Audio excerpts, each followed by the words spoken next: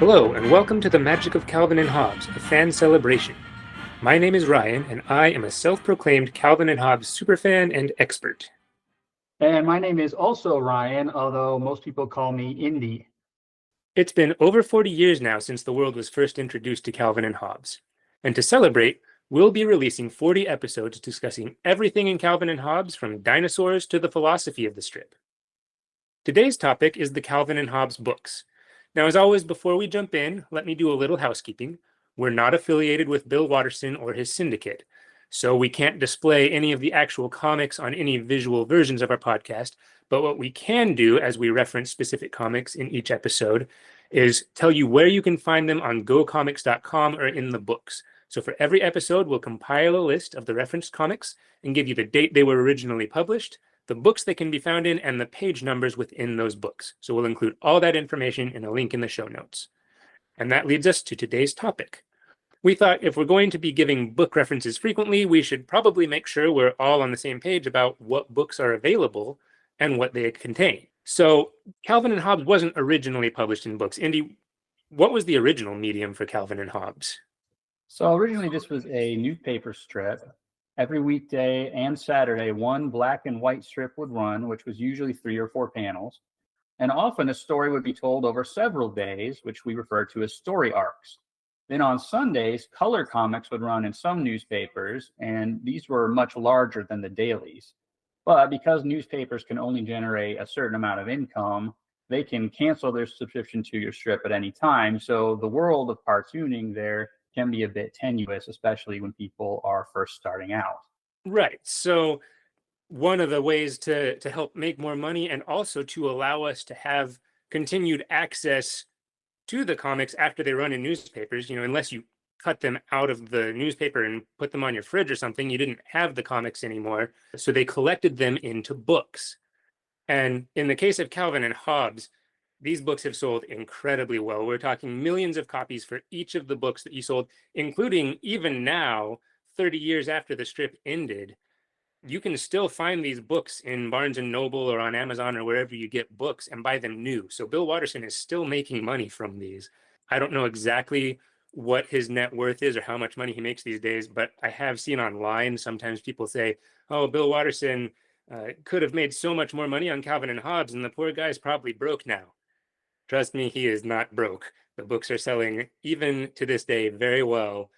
So he's done very well selling those books. And in this episode, we're going to go over a couple of different types of books that Calvin and Hobbes has produced. We'll also go over each individual book and what's special about it. And just as a disclaimer, we're only looking at the American publications. So there are 3 general classes of Calvin and Hobbes books in the American editions that I'm going to refer to by a couple of different titles. So first is the collections. So a Calvin and Hobbes collection was approximately every 9 months, the strips that had been published in newspapers up to that point were collected into one book. And there are 11 Calvin and Hobbes collections. Now, the first 7 of these you'll find in roughly square-shaped formats. I don't think they're exact squares, but they're pretty close. And those ones reproduced the Sunday comics in black and white. So if you bought one of those books, you didn't get to see those strips in color. And I'll have an interesting note about that with one of the later books later. But then the last 4 collections, starting with The Days Are Just Packed, were in a more rectangular format, with the top and bottom edges being the long edges. So they kind of stick out of your bookshelf. And we'll talk about the reason for that format change later in the episode.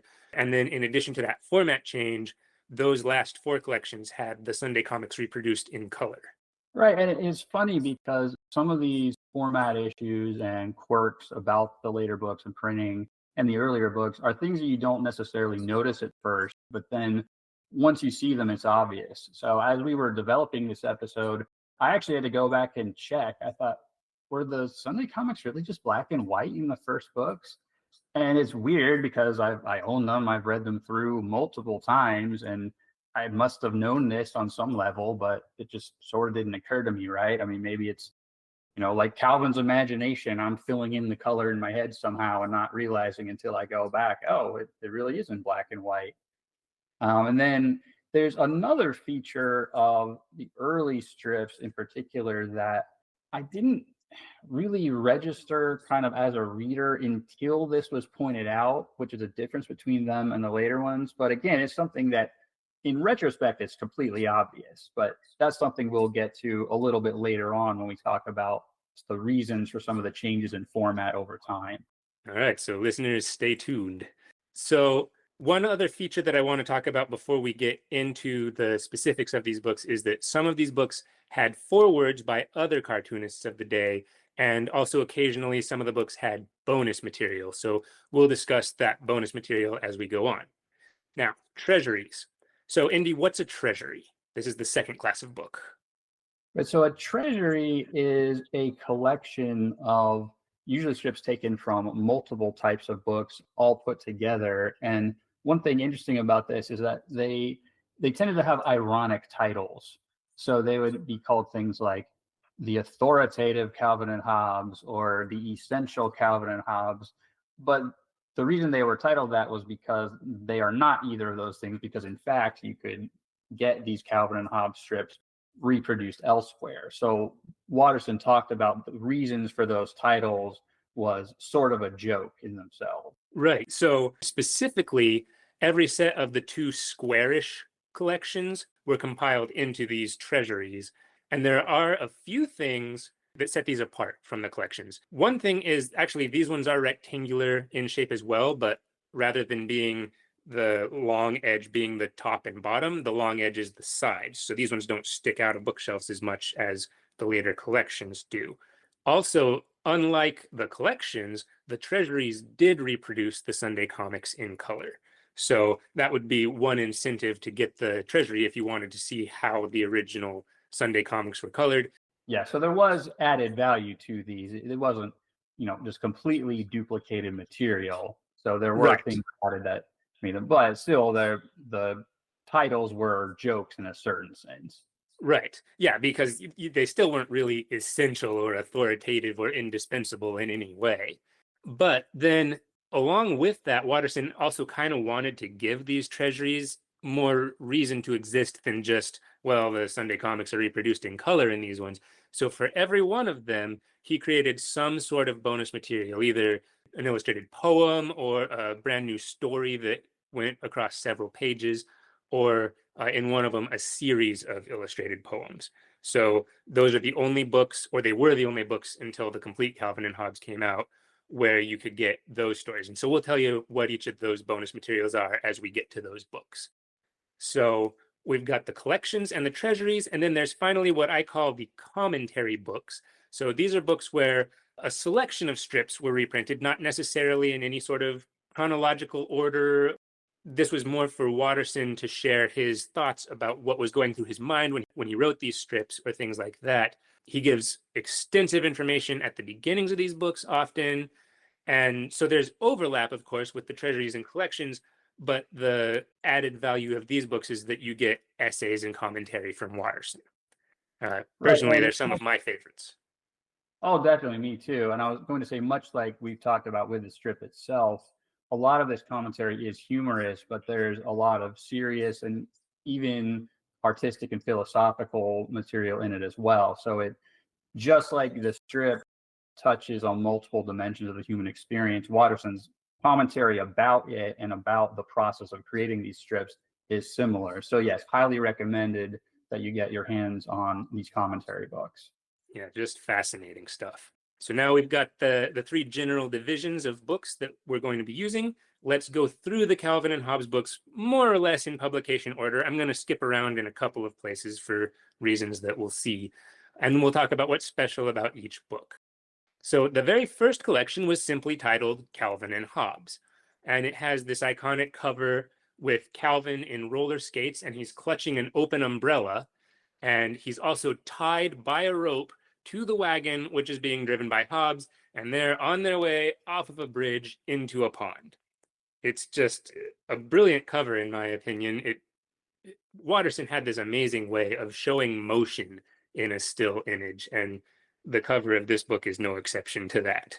Exactly. And you also notice that Calvin has this really excited, thrilled expression on his face as he's at least briefly sailing through the air, whereas Hobbes has this more reflective and concerned expression as he's about to fall into the water, soon to be followed by Calvin, which also does a good job of giving you a sense of the characters' personalities just from this one image. So it's a still image, obviously, but you get, like you said, this great appearance of motion and also a real sense of who the characters are looking at this. So I feel like if I didn't know anything about Calvin and Hobbes, but I saw that cover, I would probably be intrigued and want to open and see what was going on.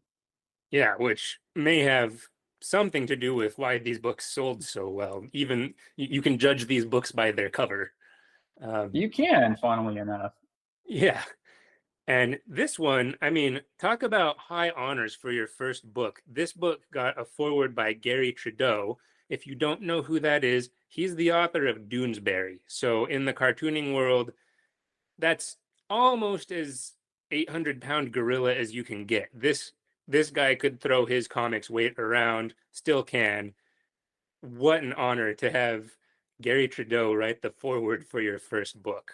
Definitely. Now, And maybe even more so because of the subject matter of Doonesbury. So whereas, Calvin and Hobbes, as we talked about, does talk about serious issues, it's still a humor-based strip for the most part, whereas Doonesbury, even though it does have humor, it's heavily political and very serious, just in general. And so the idea that this artist, meaning Doonesbury, who has such a voice in terms of critical issues and perceptions of things facing the country, would feel that this more humor-based comic strip is worthy of an introduction of him, not to portray Trudeau as an egomaniac or something. I don't mean it like that, but just sure. the idea that, oh yes, this material says something that is worth saying. So I think the fact that not just not Gary Trudeau's fame as the author of Doonesbury, but the subject matter and how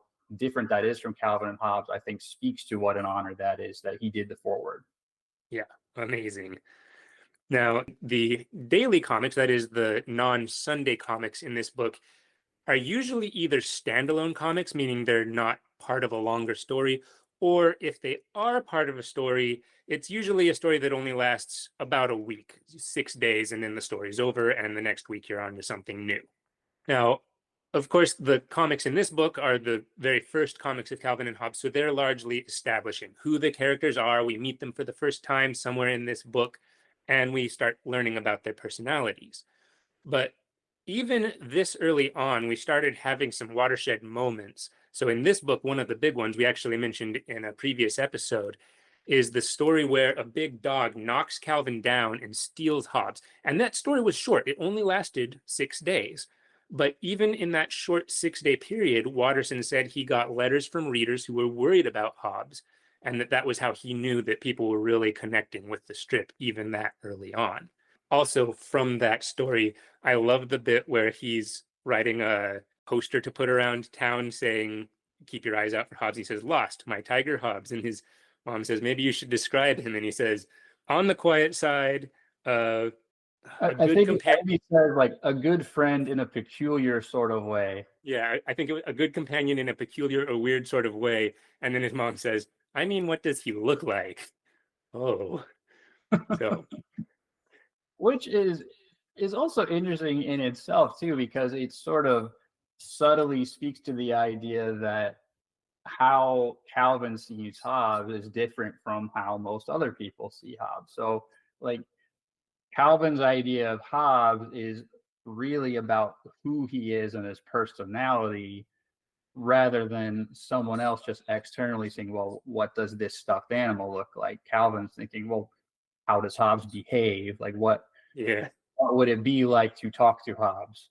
I also find it interesting that even in that story where, like we talked about in our first episode, you're dealing with not just humor, there's some other emotions to that story. He still manages to make it funny, even while you as the reader can be feeling worried about what's going on with Hobbes. Is Calvin going to find him? And Calvin also manages to simultaneously be thankful to Susie for eventually finding him, but also still be rude and steal the cookies from her tea party. So Well, it might have been Hobbes. Who knows? I guess Hobbes could have, yes. Yeah. And even this early on, this book has the first instance of Spaceman Spiff. Which is another thing that I found kind of in retrospect almost surprising because I mean, obviously, again, I've read them all, but if you would just sort of ask me, oh, when did Calvin start having fantasies about being Spaceman Spiff? I probably would have guessed a little later on. And then going back, I'm like, oh no, this was here right from the beginning. So one of Calvin's many alter egos that the persona of whom he inhabits from time to time.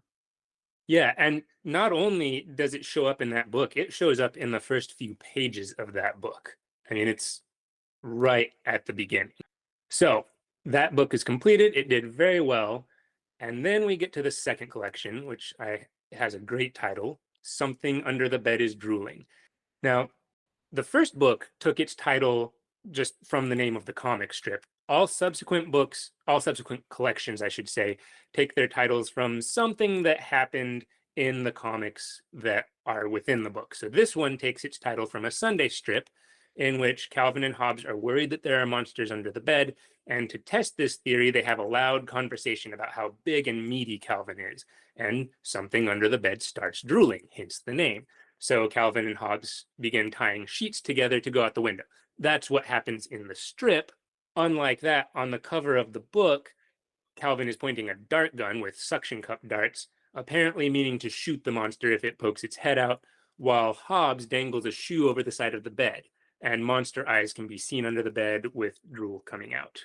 And that is something that Calvin does in a certain sense in a strip that appears in this collection too, just not in the same way. So they are afraid about monsters. I think this is where Calvin says to Hobbes, oh, you irritate them with this horn, and when they pop out, I'll shoot them with my dart gun. So then a monster bursts into the room. What's all this noise? And goes, monster in the hallway, and shoots. And then, of course, you see it's really his father who's covered in darts now. And dear, could you come up here a minute? So yes, yeah, dart guns can be effective against monsters, or at least against fathers, is what we learn in this strip. Right. And I believe that one is actually the very first Sunday strip. So that one shows up in the first Calvin and Hobbes book, but it has happened before Something Under the Bed is Drooling. So yes, we do know that suction cup darts are an appropriate weapon for a scenario like this. That's right. That would make more sense because I guess the first strip in Something on the Bed is Drooling is where that line appears and where they go off the sheet. So yeah, that's probably right. The other one preceded that. Yeah. And then on the back cover is Spaceman Spiff. Like I said, Spaceman Spiff is a recurring theme throughout Calvin and Hobbes. And here he's just crash landed on an alien planet, and he's holding a flag that says, "Another planet conquered by Spaceman Spiff." And this book has some really important moments in it, but I think the biggest one is the transmogrifier story. So this is the first of several cardboard box inventions that we'll see, and we're going to devote episodes to each of them. But as Watterson put it, because of this story, the strip's whole world opened up. And not just the strip's world either. So the word transmogrify or transmogrification has entered the general lexicon in its own right, not only appearing in other media such as video games, but to the point where I think you could say the word transmogrify to even non-fans and they would know what you mean. Yeah, and I think before Calvin and Hobbes, was it even a word, or did Watterson make it up? I always thought he made it up. I mean, I could be wrong, but it felt like the kind of word that didn't exist, but once you hear it, it makes perfect sense. It's like, well, Yeah, of course, it's like it feels like it should be a word, and I guess now it is. I could be wrong. Listeners, if you know one way or the other on this, maybe, oh no, in fact, in 1830, I don't know, whatever, but I always thought that it was Watterson / Calvin coming up for this word that didn't exist before, but now perfectly captures what it's talking about. Yeah. And then also of interest, another important point in this book is this is the first time where we meet Tracer Bullet, the detective, who is another one of Calvin's alter egos that we will discuss in at least one or more future episodes. I just want to take a side tangent here because that story arc where we first meet Tracer Bullet is hilarious. What's going on here is Calvin wants Hobbes to give him a haircut because he never gets his haircut the way he wants at the barber. And there's this whole exchange where Hobbes is saying, "So, how would you like your haircut? Don't you think it should be really short?" And Hobbes and Calvin says, "Oh, no, just trim the front a little bit and taper it a little." And Hobbes says, "Are you sure? Don't you think it should be really short?" "I think it should be really short." And Calvin's like, "Are you trying to tell me something?" And Hobbes says, "No, I just think it should be really short, especially, oh, right here." And then later, Calvin is saying, "Are you doing a good job in the haircut?" And Hobbes says, "Actually, it's kind of punk." "Like a mohawk?" "Well, in some places, it's sort of like a mohawk." And just stuff like that that makes me laugh out loud for real when I read it. Definitely, And and that then inspires Calvin, now newly shorn of all his hair pretty much, to put on a hat, and then the hat then becomes the impetus for being this hard-boiled detective Tracer Bullet. And so yes, that is interesting too. Like it's not just that, it's fun to pretend to be a detective. It's like gotta cover up this horrible haircut I now have. So it's a hat. Now I'm a hard-boiled detective. I got the hat on. yes. And one last thing about this book. So we had Gary Trudeau as the forward for Calvin and Hobbes. This one got a forward from, I hope I say this right, Pat Oliphant, possibly Oliphant, who was a very prolific editorial cartoonist. And I'm not real familiar with his work, but I know that he was also a heavy hitter. So as far as forwards, we're throwing a real 1-2 punch here. And it's going to get even better in just a minute. So Exactly. I'm not super familiar with Oliphant's work either, except to know that he was well established and well respected at this point. So it's another testament to the quality of Watterson's work and how well that was received by people, that he would receive this kind of forward and this kind of attention from people of such gravitas. yeah. And so now we have our two collections, our first two, Calvin and Hobbes and Something Under the Bed is Drooling. And these were combined into the first of our treasuries, which is called what? The essential Calvin and Hobbes. Exactly. And as we talked about, Watterson says that it's not essential. It was just a reprint of comics that were already printed in the books. But like we say, this one had the Sunday comics in color and it had a bonus bit of material. This was called A Nauseous Nocturne, which was done kind of in the style of an Edgar Allan Poe poem. It feels a little bit like The Raven or something, where Calvin is alone in his room, the monster's coming to eat him, and spoiler alert, Hobbes saves the day. I love this poem, and it's so beautifully illustrated too. He was able to illustrate this with watercolors, unlike what he could do with the newspaper strips. And so he was able to achieve some artistic effects that you can't achieve in the normal comics medium. Which is interesting too, because the poem is also so gripping and of such quality that you might even miss that at first, like how just vibrant and beautiful, and even compared to the typical Sunday strip, the art is there. But if you take a step back then, and from the interesting Poe-esque lyric to the poem, like you were mentioning, that really does stand out to the quality of the art. Yeah, and I think you're right. You could listen to that poem without the art, and it's still gripping and kind of brings you in, even with the humor that's in it. And then you just add the art on top of it, and it becomes top notch. Now, this book, man, you want to talk about heavy hitters giving you a forward. This one got the forward by none other than Charles Schulz, the man behind Peanuts, who was one of Watterson's idols.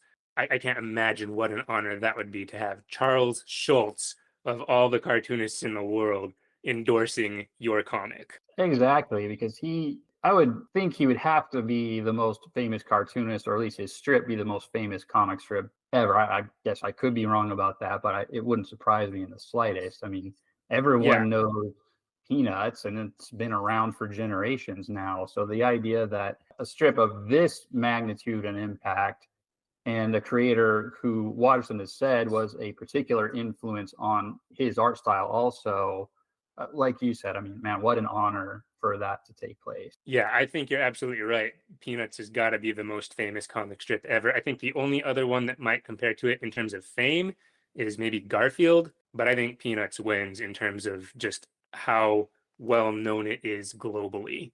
I mean, everybody knows who Charlie Brown is. Everybody knows who Snoopy is. Now, the cover art of this book is the classic scene of Hobbes pouncing on Calvin as Calvin arrives home. This one has Calvin's eyes popping out of his head and his shoes coming off and his socks coming off. And again, this way that Watterson had of showing motion in still images. And then the back cover shows a giant Calvin terrorizing the downtown of his city, which I'm going to give you spoilers for a later episode, gives us some interesting clues as to where Calvin probably lives. But we won't get into that any further right now. Can also say that there is a future strip where this happens. Calvin does become giant and walk around the city, although he doesn't really terrorize it when this actually happens. So yeah, in the one where he becomes giant, he's more confused than terrorizing. But yes, he does grow one time.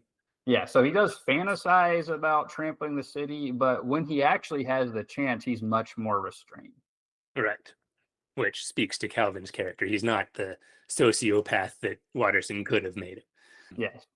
So, up to this point, I would tend to characterize these first two books and the first treasury as what you might call early Calvin and Hobbes, where they tend to have fewer and shorter story arcs, and the art itself is a little flatter. Calvin's not quite so 3D.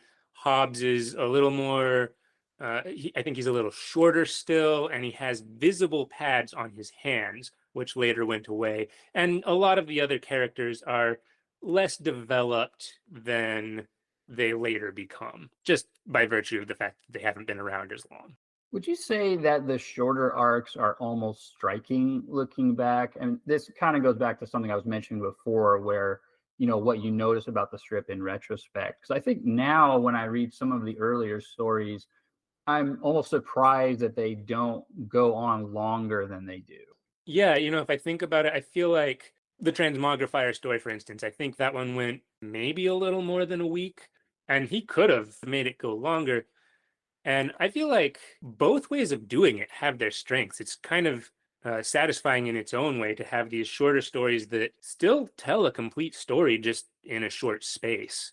Exactly. I mean, I don't mean that in the sense of thinking the quality is diminished by comparison or anything. I just find it interesting because it's sort of like, now having read the series all the way through and just the way I kind of think about it in general, then the earlier ones, it's just sort of like, oh, yeah, I guess there we are, beginning, middle, end. And it's just, you get used to, as the strip goes on, the story arc's getting longer and longer, which is something we'll talk about as we go on too. I Yeah. think the other thing to notice is that, and this makes sense, things are less solidified in the early books, and certain character traits aren't quite as stable as they will be later. And maybe the biggest one that I think of has to do with Calvin's relation to the opposite sex, both generally and particularly when it comes to Susie. So you get more sense that both with Susie in particular, and when it comes to girls or love in general, Calvin's more amenable to it than later. So we know obviously he'll go on to become, the dictator for life of the Get Rid of Slimy Girls Club. It's like, Right. okay, which makes sense with his character. But earlier on, he's a little more positive towards love. Like he'll ask Hobbes what he finds most attractive in women. Actually, do you remember what Hobbes says he finds attractive in women? A redhead, green eyes, and whiskers, long whiskers. Yes. I always loved Hobbes' expression when he talks about the whiskers, and then Calvin's reaction, which is less enthusiastic. Yeah, I think Hobbes also says like he wants someone that he can call Pootie Pie or Bitsy Pookums, which turns Calvin's stomach a little. Maybe this is what happens. Like Calvin was okay with love, but he kind of gets nauseated hearing Hobbes talk about it. I don't know, but Yeah, I like that headcanon. yeah. There's also the strip where Calvin wants to buy like really expensive jeans, and his mom's like, "Well, why would any kid need jeans like this?" And Hobbes says, "Babes." He's like, "Babes, mom, I gotta look cool." So Yeah, which later maybe isn't such a concern for him. In fact, there's a later story where he decides he believes in horoscopes, and his horoscope suggests that it's a lucky day for love for him. And he goes, "Oh no, I'm dictator for life of the Get Rid of Slimy Girls Club. I can't. I've got to stay away from Susie." And so yeah, like he's that terrified. yes. Another one that I find interesting that I'm sure we'll talk about more in an episode when we talk about babysitting. Rosalind is introduced, I believe, in the first book, and she was intended to just be a one-off character, didn't even have a name, but she surprised Watterson with being one of the few people on Earth who can intimidate Calvin, and so she made several future appearances, even though she was intended to just be a generic babysitter originally. Which is interesting too, because there are other characters that he talks about originally thinking would play a large role that then don't, or they end up not working so well. So it's funny, and I imagine a lot of creative people would tell you about this. Your creations can surprise you, and sometimes a lot of your favorite material is things where what happens ends up not being what you anticipated in the first place. Yes, absolutely. I think there's a lot of media that does that. I'm a little remiss to bring it up, but I think that's how Steve Urkel came to be, for instance. So you I see that believe sort of thing you're happen right. sometimes. Yeah, for Yeah. better or for worse in that Yeah. case. I think there's Yeah. Take that how you will. yes. The next book, then, that maybe we're starting to get into the next phase of Calvin and Hobbes, in my opinion, was Yukon Ho. And so the reason I would start to call this middle Calvin and Hobbes is we're starting to see now longer story arcs like the one for which the book is named. So in this story, Calvin secedes from his family because he's mad that he's been asked to clean his room. This is the last straw. And he and Hobbes decide to leave and move to the Yukon. And also, this book is the first time that we get the introduction to our second cardboard box invention, which is the time machine. Isn't that But just a transmogrifier? to the utterly clueless and brainless layman, yes, but you crawl under the transmogrifier, whereas with the time machine, the box is open and you climb in the top. Oh. So let me back up though to the Yukon Ho story. The cover of this book that is about Yukon Ho has Calvin wearing his commander hat, which is a fancy looking helmet with a face shield that kind of looks like a motorcycle helmet or like an Evil Knievel sort of helmet. The shield can be raised and lowered, and Calvin is carrying a globe while Hobbes carries the toboggan. Even though it's not snowing yet, they figure they'll eventually get to snow when they get to the Yukon, and then they can ride the sled. Right, but that won't happen until probably the late afternoon at the earliest. Right. Yeah. It'll take at least that long to get to the Yukon.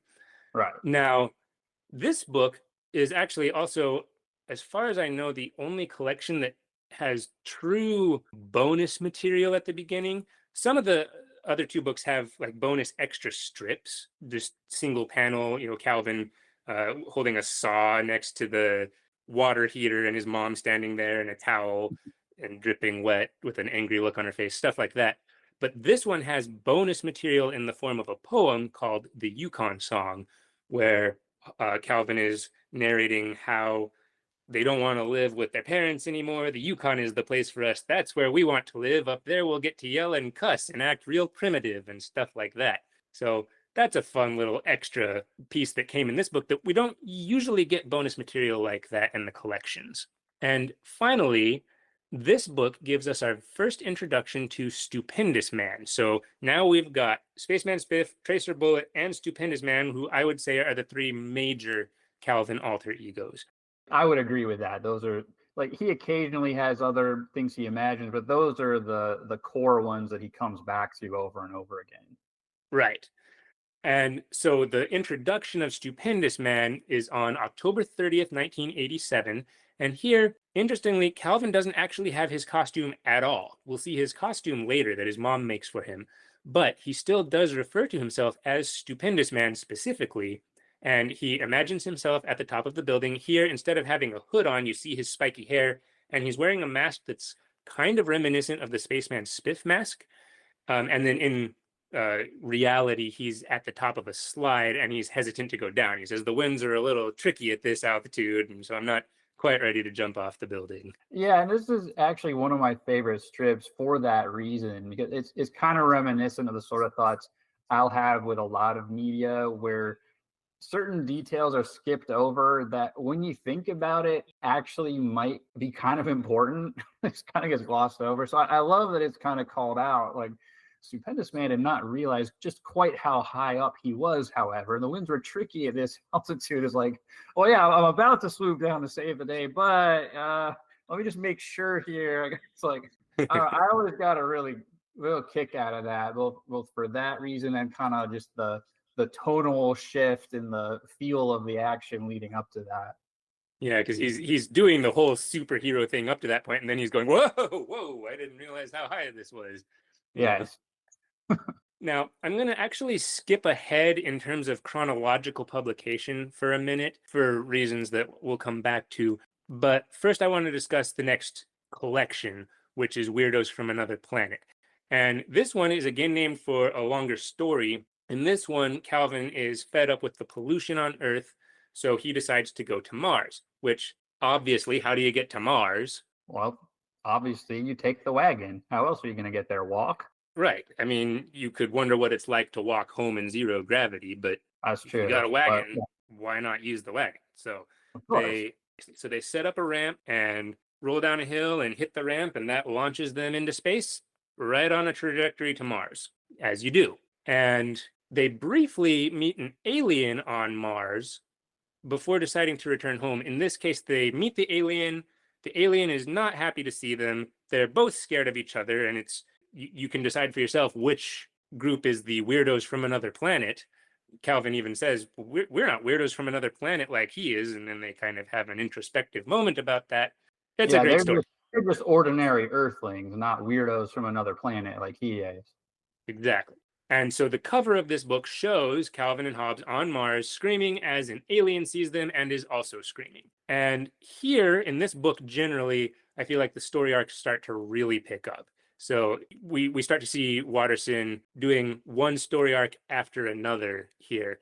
So there's one where Calvin decides to become a tiger, this time not by transmogrifying, but by wearing red pajamas and painting stripes on his face and pinning a stuffed sock to his bum. Right, which is interesting too, because, and again, this is one of these things that I guess, in retrospect, I see more than I did at the time. But it's funny that the transmogrifying into a tiger actually comes first.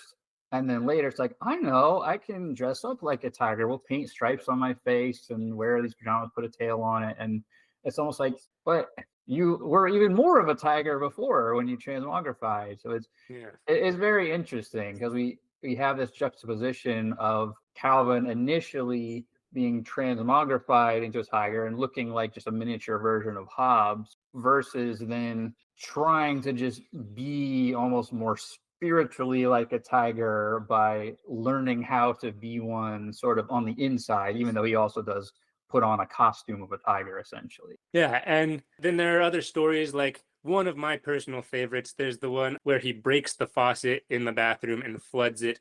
Just as a quick side honorable mention strip, one of my very favorite strips. I love the way it's portrayed, the camera angles, so to speak, and everything.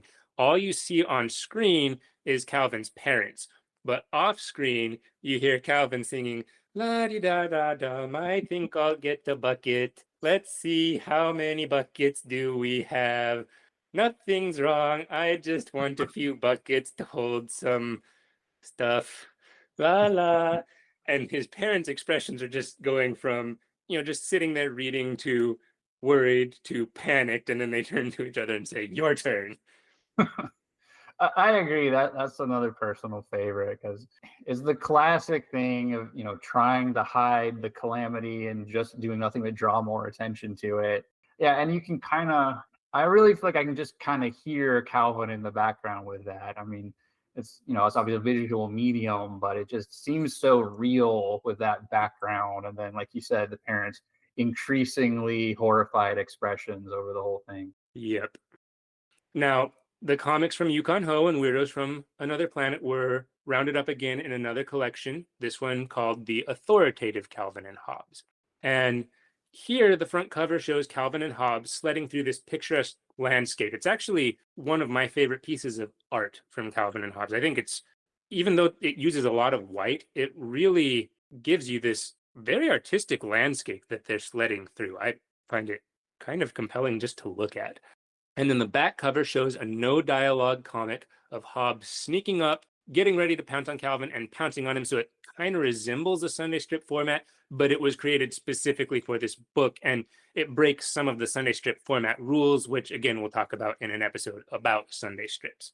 And finally, this book has a bonus story of about 7 pages where Calvin does use the transmogrifier. So it comes back here. He transmogrifies into an elephant to help himself memorize his vocabulary words because, as he says, elephants never forget. And on a sort of personal note on this, it's ironic for me because that's a strip that actually I do forget. So I think I have read this before, but I own the individual books, but I don't actually own any of the treasuries, even though I remember reading them like as a child, maybe junior high or something. So I think I've probably read that strip, but unlike elephants and possibly Calvin, I do forget sometimes. So that's maybe the only strip I think we've talked about so far that doesn't really ring a bell for me. Well, the reason you forget is that you're not an elephant. See, when Calvin Oh, transmogrifies back to himself, he doesn't remember his vocabulary words anymore because he's no longer an elephant. So he just needs to transmogrify to an elephant before going to school the next day so that he can ace his test. that tracks. So what I should have done was transmogrify myself into an elephant before we started recording today. Exactly. Then you would have remembered it. Okay, maybe next episode. Okay. Now, the next collection is Revenge of the Babysat. This is again named after a story arc. Here, Rosalind comes to babysit, and Calvin steals her science notes, locks himself in the bathroom, and threatens to flush the notes down the toilet. In one of the strips, Hobbes is saluting Calvin and says, "Torpedo tube ready, Captain," as he holds the toilet open. And he doesn't Uh, just threaten to flush them, he flushes the toilet too. And so Rosalind thinks he's flushed them. yeah, he later Whether claims that they're all still there. So it's unclear. Yeah, I think that's probably true. I mean, it's a pretty easy to see through deception if they're not still there. But Right. at the Yeah. very least, he makes her think that he's flushed her science notes for her big test down the toilet. Right. Yes.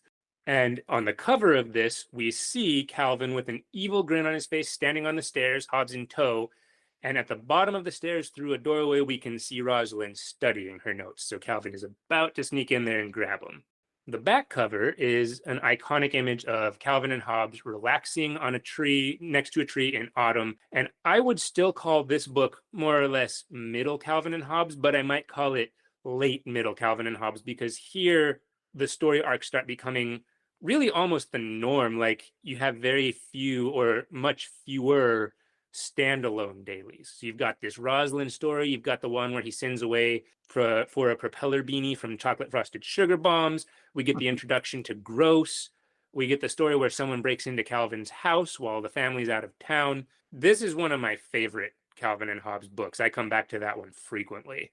I would agree, and for me, it also has a sort of it also I have sort of a personal connection with this because I remember buying that one as a child, seeing it in I want to say it might have been Walden Books at the mall, but I remember seeing this as like, oh wow, a new Calvin and Hobbes book. I haven't seen this. I remember buying it and bringing it with us as my family went on a road trip. So I actually read it several times over the course of this trip. So that's probably the Calvin and Hobbes work I've read the most overall. So to me, that always stands out as particularly iconic in the series run. Yeah, and it's a great one. Now, I'm going to backtrack finally a little bit because between Yukon Ho and Weirdos from Another Planet, Watterson published the Lazy Sunday book, but that's actually a collection of only Sunday strips from May 24th, 1987 to July 30th, 1989, which means that it has comics from Yukon Ho, Weirdos from Another Planet, and Revenge of the Babysat. So it's sort of a treasury collection, but it only contains Sunday strips. The front cover of this one is Calvin and Hobbes reading the Sunday comics in front of a fire, and you can see Dad through the window shoveling snow outside. And the back cover is this gorgeous watercolor of Tyrannosaurus and a Triceratops. It doesn't include Calvin and Hobbes at all. It doesn't even look like Calvin and Hobbes art. If you just cut that out and hung it in a frame, most people probably wouldn't realize that it came from Calvin and Hobbes, which just speaks to the level of art Bill Watterson was capable of. Exactly. I mean, it's very interesting to think of the level of skill that Watterson's able to display in his art, even separate and apart from his characters. Because, you think of a cartoonist and there's a certain style and it's recognizably human beings, but it doesn't look photorealistic or anything. But when you look at some of his landscapes and depictions of animals, it's really clear just how skilled he is at that sort of representation, even if that's not what the strip usually does. Right. Yeah. He knew what he was doing. He could actually draw. Now, this book has a bonus story where Spaceman Spiff gets shot down by the Nagan mothership, which in reality is his mom chucking him out of the house. In this strip, he confronts a hideous girl, spelled Gurl, which of course is Susie, and he shoots this girl with his blaster, which is his squirt gun. Susie runs off to tell on him to the Nagans. Mom comes out, and in Spaceman Spiff's world, this means the Nagans have found him. So he throws a hydro bomb, which is a water balloon, at the Nagan, and this lands Calvin in his room, or prison from Spaceman Spiff's perspective, where he is to confront the Nagan king, Dad.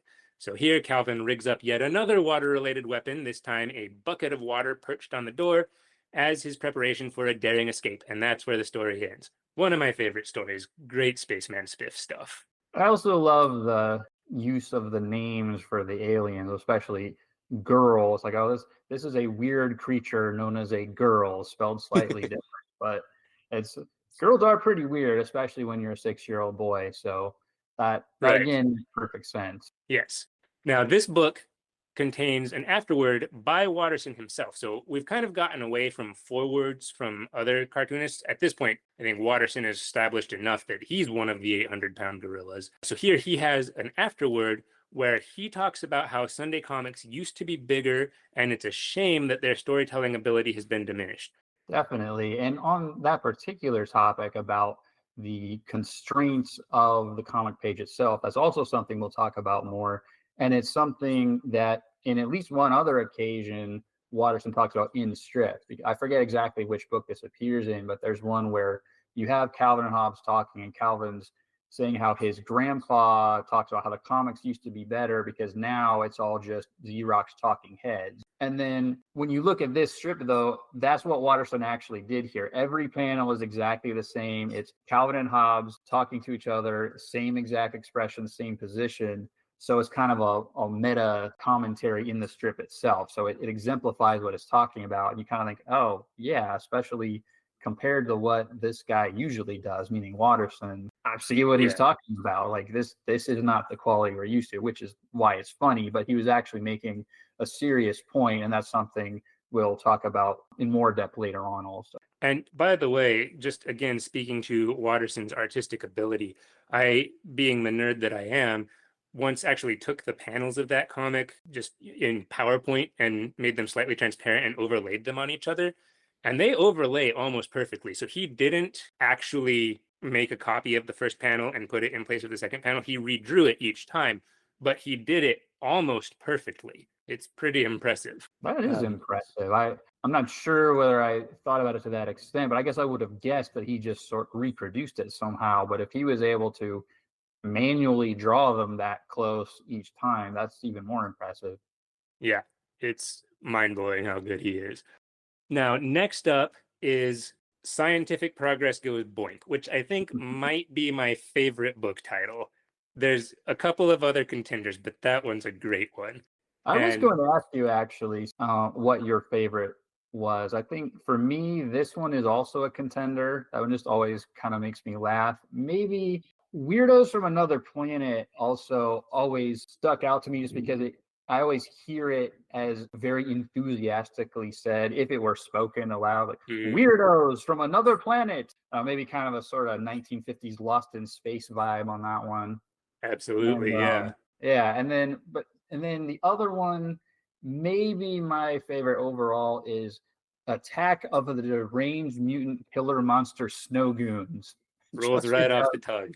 It does. It's long. It has weird words, and it's so iconic and describes exactly what happens there. Yes. So that one might be my favorite overall. But that one's another contender. Yeah, but I will say Scientific Progress Goes Boink is another one that I also. I just love that he used the word boink.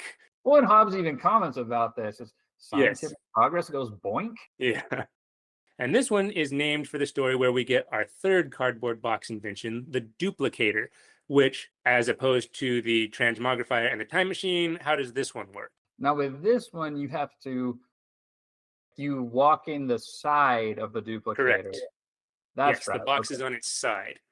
And this one combines the technologies of the transmogrifier and the photocopier so that instead of just getting a reproduction on paper, you get an actual duplicate. I love that So, explanation too, because it's not. I mean, it'd be easy to just write, "Oh, guess what? It duplicates things," but it's like, no, no. There's a scientific basis for this. We have established technologies. This one just combines them. yes. And what else would you combine? The transmogrifier and the photocopier, obviously. I mean, it makes sense. I mean, I guess Hobbes' reaction is, "Oh, so our financial worries are over." And counterfeiting is just one of its many uses around the home. Yes, it's as if we're marketing it. Like, look at that shine. Like, Yes.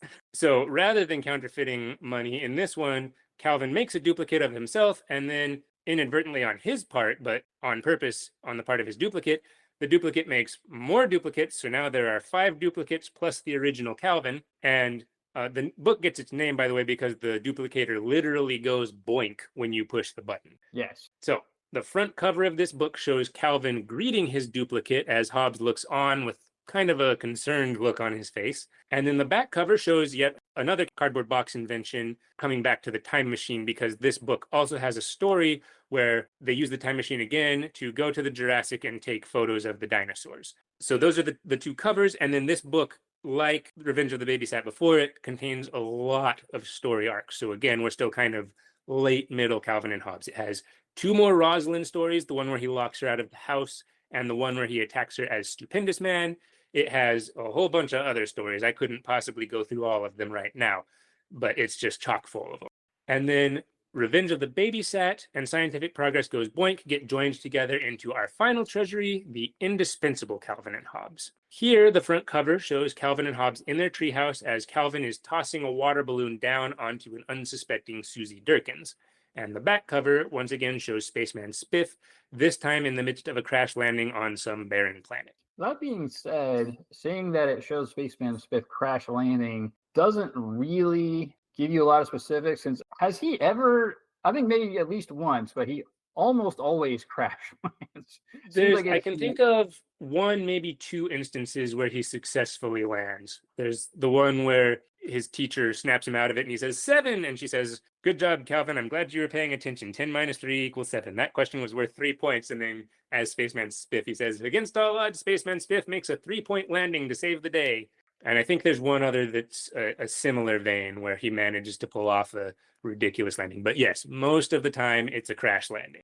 Now, the bonus material in this book is a little different. It's not one continuous story in any form. It's several illustrated poems, none of them related to the other than the fact that they have an illustration of Calvin in them mostly. There's actually one that just has an illustration of a landscape. But the subjects of these poems include the weird things our brains make up when we dream, how future alien paleontologists might reassemble our bones, and how moms have eyes in the back of their heads, among other things. Do you have a favorite from that, Indy? I think probably the question about how future alien paleontologists would reassemble our bones, just because it's the kind of thing, at least in a general sense, that I tend to think about too. So a lot of times I think it's fascinating to think, just kind of in general, what would an outsider, meaning someone who's not familiar or part of something, think about this? I think that's a question that you can apply to stories or shows that you're watching or historical events, or how would this seem to someone observing from the outside? And I think that's a particularly fascinating question when it comes to things that we just naturally, being the human beings that we are, tend to take for granted. I always want to say, like, well, things are this way and we take it for granted, but it doesn't seem like they had to be this way, or that someone else would have assumed they were a certain way. So from my standpoint, I find that whole idea very intriguing in general. So that really speaks to me, Calvin, thinking, well, if there were an alien looking back, what would they think about this? Just as real paleontologists do here, and as Calvin, as a type of paleontologist, tries to do with dinosaur bones on at least one occasion. Yes. And we're going to have an episode on dinosaurs, by the way, because they feature so prominently in Calvin and Hobbes. So we're going to talk a lot about paleontology. Also, just so you know, I'm a paleontology nerd, so that's going to be a fun one. Now, this book, the indispensable Calvin and Hobbes is usually my go-to when introducing someone else to Calvin and Hobbes who's not familiar with it, because it has so many of these iconic story arcs, the three Rosalind stories, the duplicator, the time machine, the propeller beanie. I mean, you can't go wrong recommending any Calvin and Hobbes book to someone, but in my opinion, this one is a great pick. Now, the next collection is the other contender for the best name, Attack of the Deranged Mutant Killer Monster Snow Goons. This book is named for the story in which Calvin originally brings one snowman to life, and then that snowman turns out to be evil and creates more evil snowmen that are all hideous, and it makes itself hideous, and so they become snow goons. I also find it very iconic how Calvin and Hobbes express this, because they're sneaking around trying to avoid them, and then Hobbes has a concerned expression. He says, "You brought a snowman to life?" And Calvin says, "I didn't think he'd be evil." And Yeah, their question isn't even how did you bring a snowman to life? It's, well, yeah, obviously, but right, now yeah, it's I mean, evil. yeah, take for granted what has occurred, but what I didn't think he'd be evil. Yeah. I always love that. That just, I mean, that's all the explanation we need. It's shocking, but I could have never foreseen this. It's thought Yeah, it would be nice to bring him to life. I was doing a nice thing for the snowman, but right. Yep. Although in retrospect, maybe he shouldn't have invoked the power of the mighty snow demons to bring the snowman to life. that's true. It doesn't even call them like the terrible and awful snow demons or something. Yeah, So something like that. Yeah. maybe should have seen that coming then. But Yeah. oh, to be six though, I mean, you're not yet wise enough to know that something you bring to life might not be good. Well, lesson learned. Well, they do learn a valuable lesson from all of this, which is snow goons are bad news. So That's wisdom gained. Yeah. yeah. So Um, it prefers morals that aren't applicable to or that don't encourage behavior modification. exactly. Yes. So the front cover of this book features Calvin and Hobbes hiding behind a tree watching the original snow goon lumber by. And then the back shows Hobbes being a cat. He's napping, he gets up, he turns around in a circle, and then he returns to his nap. This is what I would call kind of the last bit of middle Calvin and Hobbes. We still get a lot of great story arcs like the Snow Goon story and another duplicator story and more. But now we're going to start to transition into late Calvin and Hobbes once we get into the next book. And an interesting little tidbit about Snow Goons is because this is the last book that was published, the Sunday Comics not reproduced in color, there was nothing to pair it with, right? The next book, The Days Are Just Packed, already had the Sunday Comics reproduced in color. So Snow Goons couldn't be combined with anything, which means until the Complete Calvin and Hobbes was released, the Sunday Comics in Snow Goons were never reproduced in color. So until 2005, I never got to see the Sunday comics of Snow Goons in color because we didn't get a Sunday paper when I was a kid. So that was a nice thing for me to get the Complete Calvin and Hobbes and finally get to see what they looked like in color. Oh, definitely. You were missing out then too, I because I know. mean, yeah, obviously you had the daily strips, but then I mean the extra not just length, but the different kind of formats and colors and things that Waterston could do with those strips. So yeah, what a treat to then get to go back and see that. Yeah, by the way, sad story about that. On December 31st, 1995, my family still did not subscribe to a paper that had a Sunday edition, which means I missed the very last strip. It was published a few weeks later in US News, so I got to see it there, but I didn't get to see it the day it ran, and boy was I sad about that. I'll bet. I mean, for me, I was actually the opposite. We did get a Sunday paper, and I knew that was the last strip, so I cut it out of the page, and I actually still have that. I mean, it's a little yellowed Yep. now, but I made sure to save the final strip of Calvin and Hobbes. Yeah, so actually about a year ago, my great aunt dug up she had somehow saved her paper from that date, and Oh she cut wow. out the strip and sent it to me. So I have it sitting framed right here on my wall right next to me. Oh So nice. yeah. All right. So we're gonna now take a little detour to discuss kind of a strange book that's sort of a Calvin and Hobbes book. It's called Teaching with Calvin and Hobbes. And this is the only book that legally uses Calvin and Hobbes material for something that's not strictly Calvin and Hobbes book. So it uses a few different stories from Calvin and Hobbes to illustrate different ways to teach children. So you'd read one of the stories and then you could have discussion questions, as I understand it. I don't have this book for good reason. If you have this book, it's either because you are very rich, because you have enough money to afford it, or you are very poor because you spent all your money on it, or you're about to be rich because you're planning to sell it. Because this book is incredibly rare and difficult to find and usually sells for like $10,000. Now, I don't feel too bad about not having this book because none of the stories in it are new. You don't get any new Calvin and Hobbes. All of the stories can be found in other books, all of the ones that we've discussed up to this point. So for $10,000, in my opinion, not worth the bother. But if you're a big collector, just know that if you want to get that one, you're going to have to shell out some cash. And that's all I'll say about that. Yeah, I will say just briefly, I actually hadn't heard of this until you had brought it up. And for me, I mean, you're right. If it's not new strips, it's like, okay, I certainly don't need to spend $10,000 on that. Although I would be curious to see what the teaching lessons were. I mean, I think you mentioned before, you and I both work in education, and just from the standpoint of using Calvin and Hobbes as a springboard to talk about issues or concepts, even reasoning. I actually think that would be kind of fascinating. From that standpoint, I would like to see it. Although, again, yes, Yeah, I'm not prepared to spend $10,000 to do so. exactly. Hey, yeah, that would be interesting from the standpoint just of education to get to see what they did with that. Oh yeah, I'd totally be interested to see it too, just not for $10,000. If they were selling it for 50 or maybe even 100, I might go for it, but not 10,000. Yeah, that seems a bit prohibitive. Right, yes. All right, so now we'll get back to the main books. The next book is The Days Are Just Packed, and this is the first collection in the long rectangle format. So books that looked like this all reproduced Sunday comics already in color, so there was really no reason to put them in treasuries.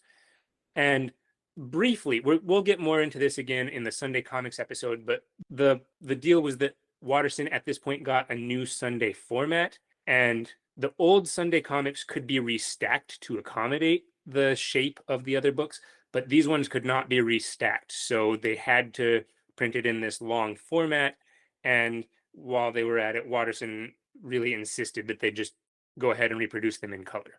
So no more treasury collections after this point. So the introduction to this new format is what I would call the beginning of late Calvin and Hobbes. So here you still get plenty of story arcs. There's, for instance, the one with the time machine where Calvin and Hobbes travel a few hours into the future to pick up his completed homework, which, spoiler alert, does not work out. But the stories start. I mean, it works out in its own way. Yeah, it works out, just not the way Calvin meant for it to work out. But you're right, he did get a good grade on his homework, so there is that. That's also a personal favorite. I think that's really fun. It's very creative. It deals with a lot of established concepts from the strip in interesting ways. So I really like that whole story arc overall. And then what we get is sort of an internal version of that story too. So Yes. that's probably we'll probably have an episode where we talk all about our personal favorites, but just sort of preview. That's definitely one of them for me. Yeah, that one is brilliant. So there are still story arcs like this, but he's starting to put more of his focus on the Sunday comics because he has this new format to play with. Now, this book is named after actually not a Sunday comic, it's named after a standalone daily comic in which Calvin and Hobbes lounge in a tree on a summer day. And so the point of the comic is Calvin is hanging out up there with his water balloon ready to soak Susie when she walks under, and Hobbes says, "What if she never walks under the tree?" And Calvin says, "Then we just sit in the tree all day." And Hobbes says, "I love summer vacation." And Calvin says, "The days are just packed," hence the name. Side note on that, I think I know the answer to this question, but when you were a kid, did you climb trees a lot? Of course, yes. See yeah, of course. That'll be my answer too. I was talking to a friend the other day who talked about like hardly ever doing this as a kid, and like Wow, what a squandered youth. I know, right? I found this mind-boggling. I thought, well, of course, people climb tree. Why wouldn't you? I'm like, I climbed a tree as an adult recently. Like, I have to resist the urge to climb trees now sometimes. So, Yeah. also, not to get too sidetracked, it kind of puts me in mind of the musical Peter Pan, right? Where the song "I Won't Grow Up," I believe Yes. it's If growing up means it would be beneath my dignity to climb a tree, I'll never grow up, never grow up, never grow up. Not me. Exactly. Nicely done, So by the way. thank you. I appreciate that. So yeah, but no, I just climbing trees, man, that's an iconic part of childhood and maybe adulthood sometimes too. So that just kind of blew my mind. My friend the other day was saying how he didn't really do that when he was a kid. Yeah. Oh, tragic. Now, the front cover shows Calvin and Hobbes lounging in this tree, and then the back cover shows them dancing. Just a silent, kind of Sunday-esque comic of them dancing together, and then at the end they bow and walk off. And now we've just got a few more books to go. Homicidal Psycho Jungle Cat. This is another contender for best name. I think Watterson actually picked that as his favorite. The front cover of this one is Hobbes in midair, just about to pounce on Calvin, who is up in the middle of the night to get a drink of water. And the book is named for the Sunday strip in which that occurs. The back cover features Stupendous Man arriving in Calvin's classroom to the shock of his classmates, while an angry Miss Wormwood runs by in the hall thinking that Calvin is still out in the hall and that she's chasing him. That's one of my personal favorites that I'll bring up more when we get to that episode. Oh, for sure. And I mean, I guess Calvin must still be in the hall, right? Because he's not in the classroom, only Stupendous Man is there. That's a good point, yes. Mild-mannered Calvin is still out in the hall, you're right. Now, in this book, I feel like you see even more of a focus on the Sunday strips. There are still great stories like the Stupendous Man Coming to Class story or the Be Careful or Be Roadkill traffic safety poster, but you also get some just fantastic Sunday strips in this collection. I gotta say too, as far as catchy public safety slogans, Calvin's is pretty good. Be It careful or is be catchy. roadkill. Yeah, You I mean gotta that. give him that.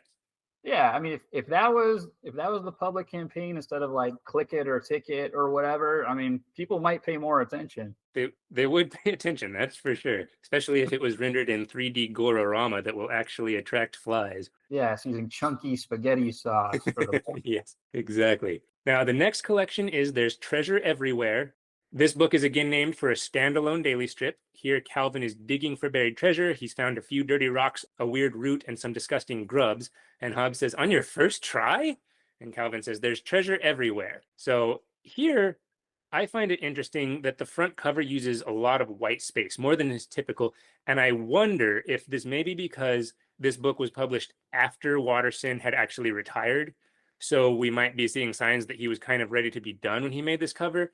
But on the other hand, the back cover shows Tyrannosaurs in F-14s hunting down some Chasmosaurs, which might be one of the most iconic scenes in Calvin and Hobbes, and that it comes from a Sunday strip that appears in this book. So I don't know. He might have been getting tired, or maybe he just put so much energy into that one that he just needed to put something on the front cover. That would make sense. I mean, there's also the idea that maybe it draws your focus more to the treasure. So if there's a really lushly rendered landscape around, your attention's not as focused. So maybe it could be just an artistic choice, like, oh, the treasures, it's everywhere, but specifically it's in this hole I'm digging in right now. So Yeah, I don't know, yeah, maybe. that's a good point. And then finally, the last collection. Oh, this makes me a little sad. It's A Magical World. And this one is named for the final Calvin and Hobbes strip, which ran on December 31st, 1995. And there are, again, some great story arcs. Like one of the ones that I actually very clearly remember reading in newspapers is Calvin playing Calvin Ball with Rosalind, or the ones where Galaxoid and Nebular show up. And then in this one, the cover was likely drawn after the last strip ran, and it's largely white space, although I think there's an artistic reason for that. It shows Calvin and Hobbes with their sled running through the snow to get to a hill and go exploring. And just as a side note, I don't think Bill Watterson could possibly have ended the strip any better. I was devastated to see it end when I was a kid, but the ending was perfect. And I actually think I wouldn't want to see Calvin and Hobbes come back because he ended it so beautifully. And so Yeah, the I go back and forth on that a little bit. I mean, probably I agree with that it's a complete series, it's its entity. It said what it said. It had its artistic message and value, and then to try to go back and add to that would obviously at least risk damaging or altering that somehow. That Right. being said, it's hard for me to not get excited about, the wild possibility that somehow Bill Watterson says, wow, after recharging for a couple decades, I'm now going to release these new Calvin and Hobbes strips. It's like, oh, like mind blowing, right? So Yeah. probably you're right. Probably I agree with you that it's good that it's a completed thing, but I don't know that I'd complain if Bill Watterson amazed us all by coming out of retirement. Yeah, I mean, don't get me wrong. If he started drawing more Calvin and Hobbes, I would 100% read them and I would buy the books and I would fanboy all over the place. But the ending was perfection. Yes. It's kind of interesting too because it almost I don't know if this was intentional or just it ended up this way, but it almost calls back to a previous strip where Calvin's dad is reading Calvin and Hobbes a bedtime story, and Yes. it's about them, and then he stops like I think around lunchtime or something. Calvin complains, "Well, what do you mean you didn't tell the whole story?" And he said, "Well, that's because this story doesn't have an end. You and Hobbes will continue writing it day after day." And so whether or not this was an intentional call to that, I don't know, but it gives a similar vibe because it's Yes. the ending is him, Calvin, saying to Hobbes how they're going to go exploring and then keep having these adventures. Yeah. So Calvin and Hobbes just continue having adventures forever, even if we don't see them on the page anymore. Right. Yes. And then the back cover of this book is also mostly white space, but it shows Calvin and Hobbes right in the center hugging each other, which honestly kind of makes me tear up when I see it because I'm a goober.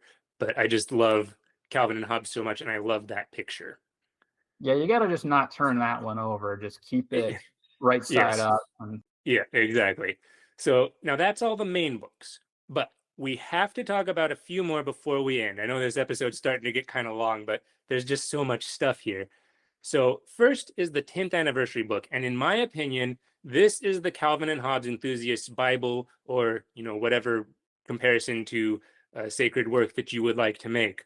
If you want to know everything about Calvin and Hobbes, this is the place to start. It has all kinds of commentary from Watterson about all kinds of aspects of creating a comic strip, including commentary on several selected individual strips. And this is the source of a lot of my knowledge that will come out in upcoming episodes. I cannot recommend this book enough. You want to know Calvin and Hobbes? This is the book. exactly. And we alluded to this a little bit before. So a lot of times when we'll talk about what Watterson thought or Watterson said, a lot of it's coming from the commentary given in that book, which again is very fascinating because it gives you not just insight on what he thought about the strips, distinct from what the readers might have thought when they reacted to it, but it gives you a lot of insight on the process of creating the strip and some of the things he went through in terms of producing it and creative control and that sort of thing, which we may talk about again in a future episode. Yes. And right alongside it, there's also Sunday Pages 1985 to 1995. Now, this one wasn't published until 2001, and it features only Sunday comics that were part of an exhibit in a museum that ran 5 years after the strip ended. And this also includes commentary by Watterson. And for each Sunday comic, in addition to the commentary, we also see a high quality reproduction of the original. So you can see the pencil lines and whiteout and other marks that kind of shed light on how drawing the strip worked. So again, if you're a Calvin and Hobbes enthusiast, you definitely should pick up this book if you don't already have it. And then there's Exploring Calvin and Hobbes, which was published in 2015. This again features comics from an exhibit, and this one has an interview with Bill Watterson, which is a very rare occurrence. The interview was conducted by Jenny Robb, who's the curator of the Billy Ireland Cartoon Museum in Ohio. Lucky duck. Like Sunday Pages, this book contains high quality reproductions of several originals, including both dailies and Sunday strips. And it also shows some originals from other cartoonists who influenced Watterson. We'll have an episode talking about them. And some of Watterson's pre Calvin and Hobbes work, such as early strip submissions or even some photographs and paintings that he's done since Calvin and Hobbes. So these three books together kind of make the trifecta of Calvin and Hobbes nerd knowledge. Now, in addition to these, there's the Complete Calvin and Hobbes, which is a 3 or 4 volume set, depending on whether you buy a hardback or paperback. And as the name implies, it pretty much has everything. It has all the comics, all the cover art, all the bonus material from the treasuries. The only thing it doesn't have is the commentary from the 3 books that I just mentioned. But it does have new commentary and some more early work of Watterson's, and even a picture of his cat Sprite, who was the inspiration for Hobbes. So, in my opinion, excellent read, well worth the price. And then finally, I'm less qualified to talk about this, but recently they've been publishing the Calvin and Hobbes portable compendium sets. So these are kind of a smaller version of the Complete Calvin and Hobbes, but easier to carry around is the idea. So they're still actually in the process of being released, and I have not personally bought any of them. They don't have any bonus material or anything as far as I know, and since I already have all the comics in the Complete Calvin and Hobbes, I don't feel the need to buy it. But if you're looking to assemble all the comics, that's another option. And that's kind of like what we were talking about before too, where if you have the comics in one form, sometimes you're less likely or even less aware of the other means in which you could purchase them. For instance, I actually hadn't known that they had the re-release of the collections in 2001 or even 2015. And so it's kind of news to me. It's like, oh, wow, that's pretty cool. Now, I mean, again, as I mentioned, I have most of the individual books. So it's Right. like, well, do I really need to spend to get the collection? I still might, just because, it'd be great to have them all in sort of one compendium and have all that bonus material, which is the only thing that really does make some of those treasury collections like indispensable or essential, as we were talking about before. But yeah, Yeah. it's all certainly very cool, especially if you don't have collections yourself. We could highly recommend picking up for sure the Complete Calvin and Hobbes, or doing it in another way like we've talked about.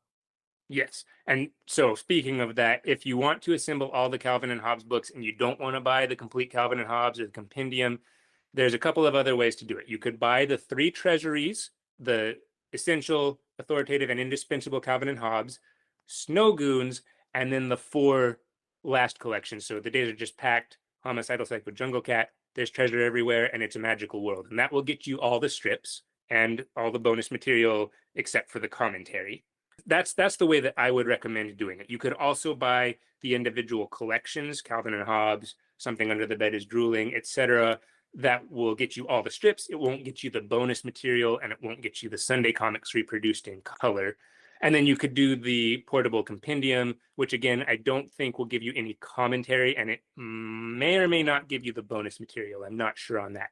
So I recommend either doing the treasuries route that I just said, I would also include the Lazy Sunday book to get that Spaceman Spiff story, and then all the other books that I said after that, or just buy the Complete Calvin and Hobbes. Either way, you get everything if you do that. And there you have it, all the Calvin and Hobbes books in English. So as we continue the podcast, now hopefully when we mention a book, this will give you a point of reference. So with that said, that wraps up this episode. Listeners, thank you so much for joining us. We would love to hear from you. You can email us at magiccnh@proton.me. We'll put a link to that in the show notes so that you can click on it if that's too much to remember. We would love your feedback, and please leave us a review. Thank you so much for listening. And as always, this podcast is completely free. We make no money from this, and we are not affiliated with Bill Watterson in any way. We are just super fans of his work, as you can tell from all the things that we've said. So, as Ryan said, we would love for you to send us your comments and join us with your own thoughts about this amazing comic strip also. Yes, thank you so much for listening, and as always, let's go exploring. You've been listening to The Magic of Calvin and Hobbes, a fan celebration. We'll be releasing 40 episodes all throughout the year, from November 18th, 2025 to November 18th, 2026, to celebrate the 40th anniversary. Our intro and outro music is Tchaikovsky's 1812 Overture, referenced in the Calvin and Hobbes strip published on October 8, 1986. This rendition was performed by the Skidmore College Orchestra and made available under a Creative Commons license on museopen.com. We hope you'll join us next episode for more fun.